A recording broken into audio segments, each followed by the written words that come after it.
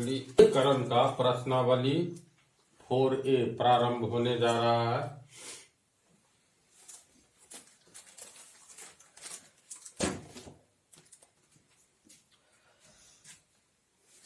इस हिसाब को समझने से पहले महत्तम समापवर्तक HCF, ये चैप्टर अभी हम शुरू नहीं किए हैं, लेकिन फिलहाल इसका अर्थ क्या होता है ये बतला देते हैं। महत्तम का मतलब होता है सबसे बड़ा, होता है ना। समापवर्तक, इसका संधि विच्छेद करेंगे तो सम जोड़ अपवर्तक। अब देखो सम का मतलब बराबर, समान। अपवर्तक किसको कहते हैं? जैसे 12 का गुणनखंड क्या होगा? गुणनखंड, गुणा के रूप में खंड खंड करना। तो 2 दूनी 4 तिया 12 होगा। तो 12 का ये पहला गुणनखंड हुआ, 12 का ये दूसरा गुणनखंड, 12 का ये तीसरा गुणनखंड। पहला दूसरा एक ही समान है, तो हम कह सकते हैं 12 के गुणनखंड में एक भी आता है। 1 दूनी 2 दूनी 4 तिया 12, यानी 3 तरह की संख्याएं हैं। पहली संख्या 1 है 12 के गुणनखंड में, दूसरी 2, तीसरा 3, यानी 1 2 3 ये 12 के गुणनखंड में है।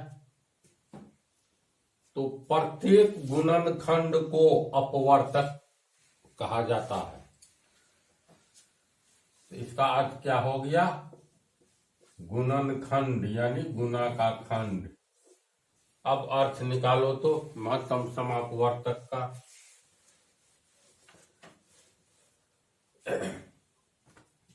सबसे बड़ा समान गुणनखंड। अर्थ अभी क्लियर नहीं होगा, लेकिन देख लो तो पर भी। सबसे बड़ा कैसा गुणनखंड? तो समान गुणनखंड। अब मान लो हम लोग लिखते हैं 32 और दूसरी संख्या लिखो 20। तो 32 और 20 का गुणनखंड, इसका 4 चौका 16 दूनी 32, 2 के रूप में भी हो सकता है, ये भी हो सकता है, या अभाज्य गुणनखंड बतलाया है ना। तो 2 दूनी 4 दूनी 8 दूनी 16 दूनी 32, 20 का 2 दूनी 4 पंचे 20। इसमें देखो पहला 2, इसका पहला 2 कॉमन अंक है जी। तो 32 और 20 यानी 32 और 20 में तुमको 2 दूनी 4, ये भी 2 दूनी 4। अब देखो 2 दूनी 4 दूनी 8 और 2 दूनी 4 गुने 5। इसमें 4 दोनों में कॉमन है जी। इसको हम लोग कह सकते हैं इसमें भी 2 दून, ये 2 बार है, इसमें भी 2 बार है। इसमें है तुमको 2 और 2 4 1 5 बार। लेकिन 32 और 20 में देखो 2 की संख्या 2 बार है ना जी। 2 की संख्या 2 बार, यानी 2 का पावर 2। इसमें भी 2 का पावर 2, यानी ये और ये कॉमन है।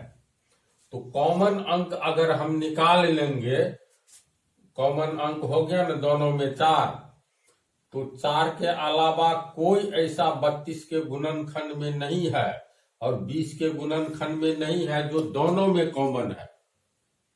इसको उदाहरण के तौर पर तू देखो, 4 से गुना करो तो 4 दूनी 8 दूनी 16 दूनी 32, ये 4 पंचे 20। वस्तुतः ये 2 गुने 2 है और ये भी 2 गुने 2 है, यानी दोनों में 4 कॉमन है। 4 को छोड़कर ये 2 नहीं है, ये 5 इसमें नहीं है ना सी बात। क्या निष्कर्ष निकलने जा रहा है? अभी हम लोग लगभग निष्कर्ष के नजदीक हैं।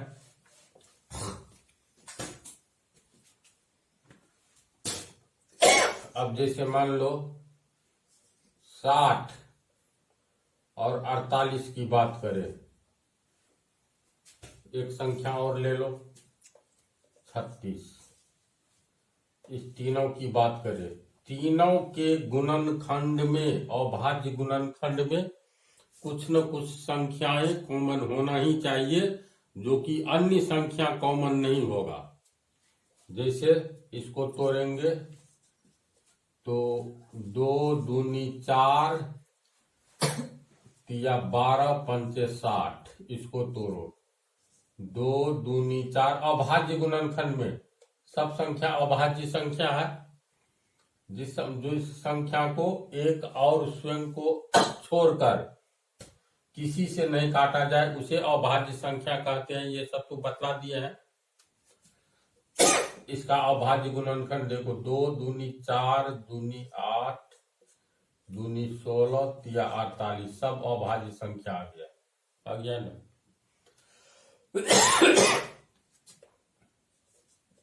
36, 2 दूनी 4 दूनी 8 देंगे तो 8 नहीं आता है। इसके बाद 36, तो 2 दूनी 4 या 12 या 36।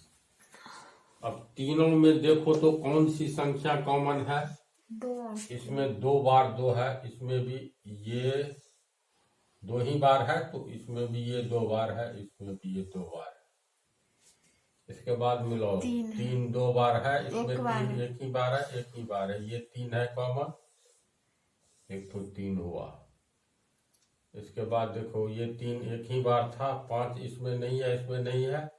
ये 2 इसमें भी नहीं है, इसमें भी नहीं है। यानी कॉमन अंक क्या हो गया?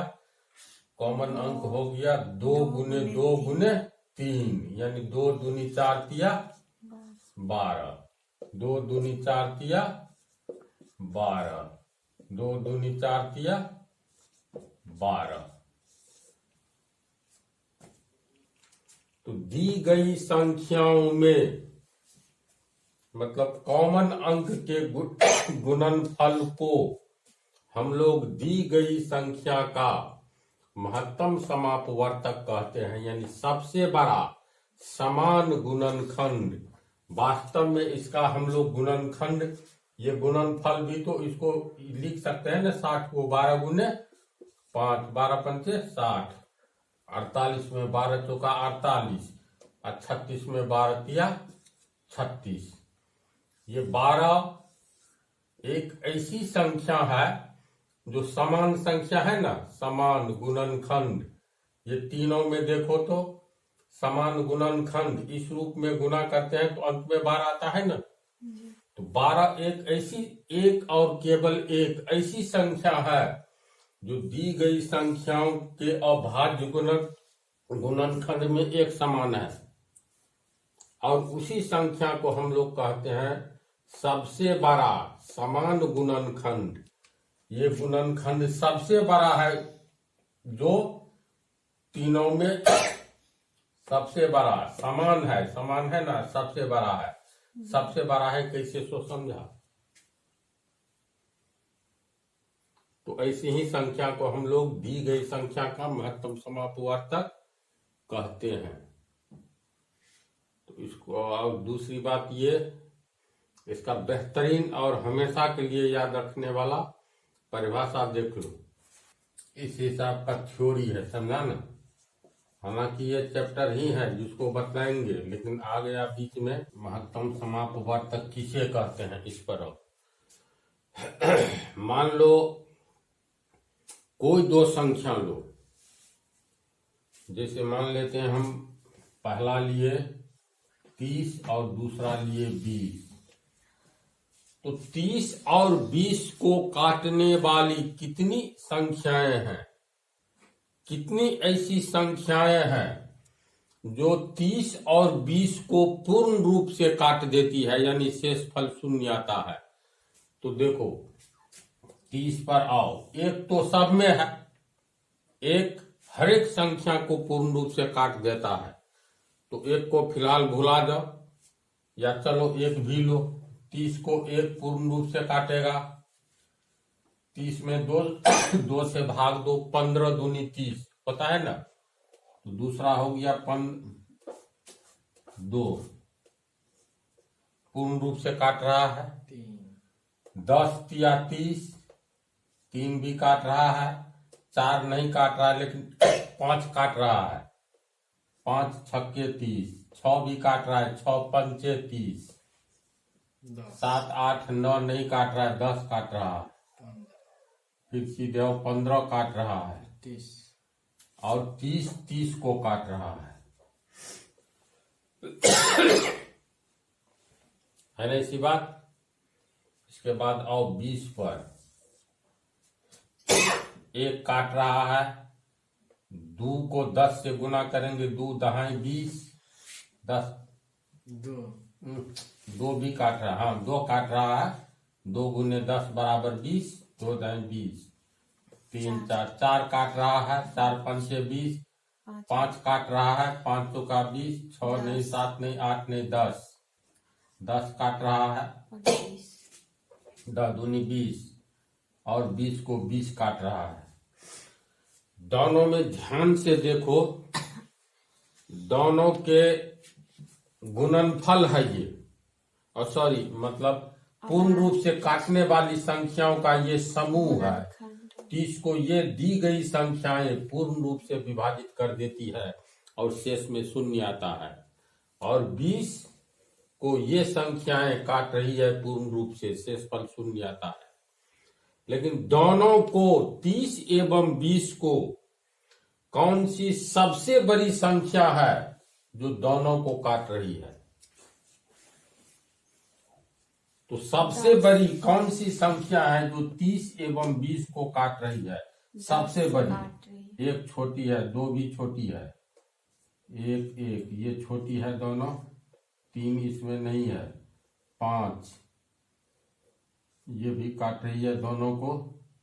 दोनों को एक साथ काटने वाली संख्या में सबसे बड़ी संख्या 10 है। तो दोनों को एक साथ 5 5 काट रही है, 10 10 भी काट रही है, और ये नहीं काट रहा है 20 को, और ये नहीं काट रहा है 30 को।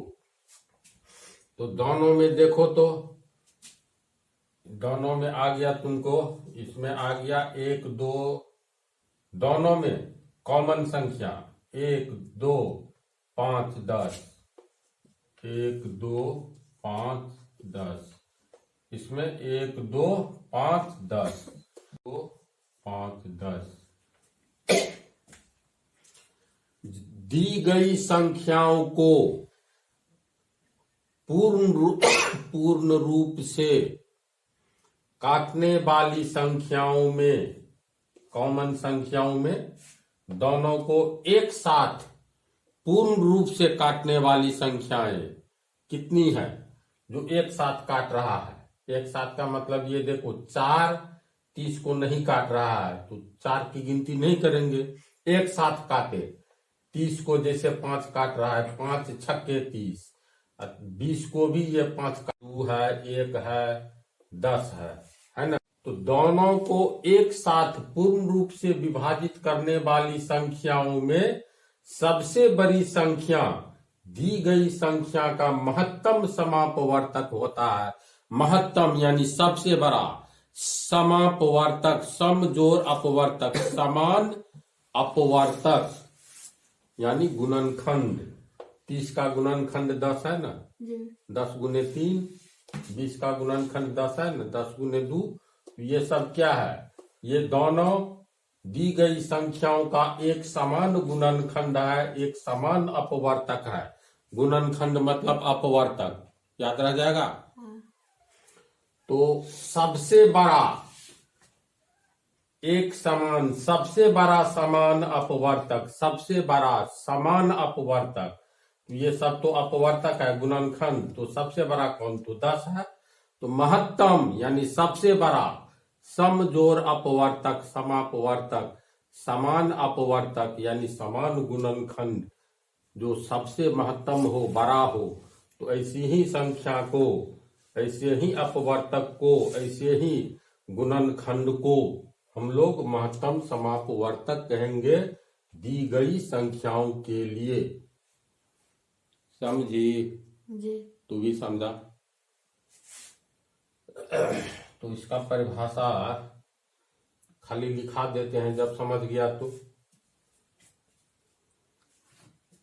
वो चैप्टर अलग है, इसमें काम आने जा रहा है, इसलिए अचानक इस टॉपिक को टच करना पड़ा। वैसे और परिभाषा बतलाएंगे,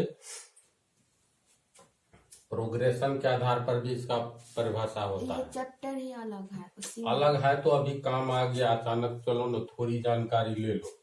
तो महत्तम समापवर्तक का परिभाषा हो गया, जो बतलाए वही लिखे हैं। दी गई संख्याओं का महत्तम समापवर्तक वह सबसे बड़ी संख्या या अपवर्तक या गुणनखंड है जो दी गई संख्याओं को पूर्ण रूप से विभाजित करती है। क्या? जी। अब जैसे 20 और 30 को पूर्ण रूप से विभाजित करने वाली संख्या 10 है, जो सबसे बड़ी है। 20 एवं 30 को पूर्ण रूप से विभाजित करने वाली सबसे बड़ी संख्या, समझो परिभाषा के अनुसार सबसे बड़ी संख्या, दी गई संख्याओं का महत्तम समापवर्तक वह सबसे बड़ी संख्या है जो दी गई संख्याओं को पूर्ण रूप से विभाजित करती है। यानी 20 और 30 को विभाजित करने वाली तो और सारी संख्या है। जैसे देखो 20 को 1, 2 और 4 पंचे 20, 5 चौका 20, 10 और 20, इतनी संख्याएं पूर्ण रूप से विभाजित करती है। फिर 30 पर आओ,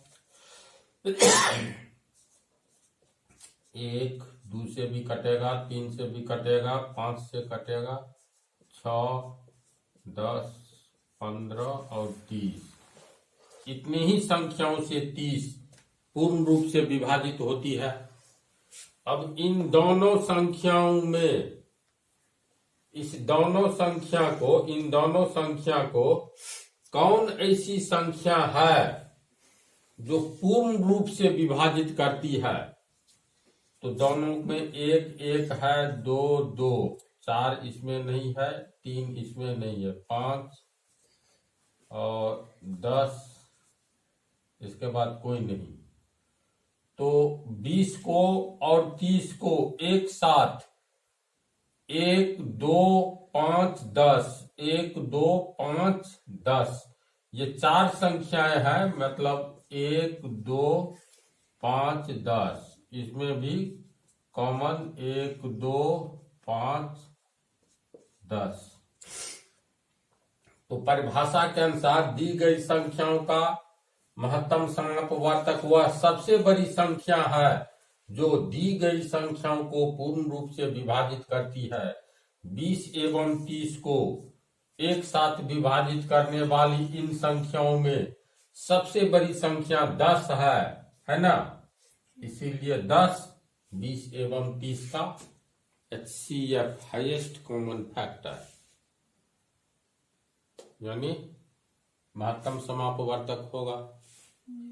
तो महत्तम समापवर्तक जो है इसमें काम आ रहा है, तो फिलहाल इतना ही पर रहने दो, अगले पार्ट में इसको हम बतला देंगे।